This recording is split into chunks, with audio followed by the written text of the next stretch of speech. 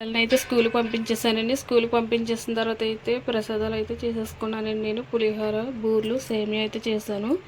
నేను 2వ వారం మాత్రమే కొంచెం ఎక్కువ అయితే చేసుకొని అమ్మవారికి పెట్టుకుంటాను. 3వ వారం, 4వ వారం అయితే నార్మల్గా సింపుల్గా అయితే చేసుకుంటానండి పూజ.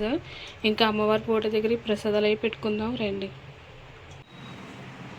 అమ్మవారిని అయితే ఇలా చాలా సింపుల్గా అయితే సర్దేసుకున్నానండి. నేను 2వ వారం ఇలా చాలా సింపుల్గా అయితే చేసుకుంటాను నాకు తెలిసినట్టు. కలసం అది పెట్టను, నార్మల్గా అయితే అమ్మవారి ఫోటో పెట్టుకుని అయితే చేసుకుంటాను. ఇప్పుడైతే దీపం పెట్టుకుంటాను ఫ్రెండ్స్.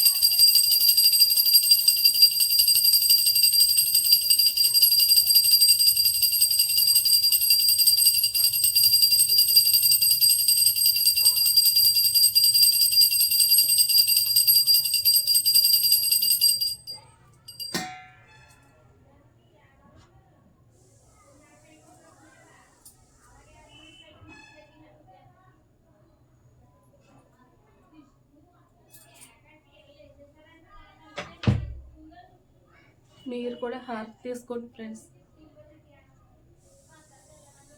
ఇంకా నా పూజ అయితే అయిపోయింది ఫ్రెండ్స్. చూసారా ఎలా పెట్టుకున్నానో? చూపిస్తాను రండి అమ్మవారిని మీకు కూడాని. ఇలా అయితే పెట్టుకున్నానండి సింపుల్గాని. నేను రూప్ కూడా పెట్టుకున్నాను. మన ఫస్ట్ 2వ వారం పెట్టుకున్నాను కదా, ఆ రూప్ అయితే మళ్ళీ పాల్లో కడిగి మళ్ళీ పసుపు రాసి అమ్మవారి దగ్గర అయితే పెట్టుకున్నాను. అది సాయంత్రం ఆయన వచ్చిన తర్వాత అయితే కట్టించుకుంటాను. నేను 3 వారాలు కూడా ఇలాగే పెట్టుకుంటానండి. తర్వాత శ్రావణ మాసం అయిపోయిన తర్వాత అయితే నేను ఇంకా ఆ బొంద తీసుకుని అయితే రూప్ తీసుకుని అయితే నేను మెల్లో మంగళసూత్రాల్లో గుచ్చుకుంటాను ఫ్రెండ్స్. ఇంతేనండి, నేను చేసుకున్న పూజ అయితే చాలా సింపుల్గా ఉంది.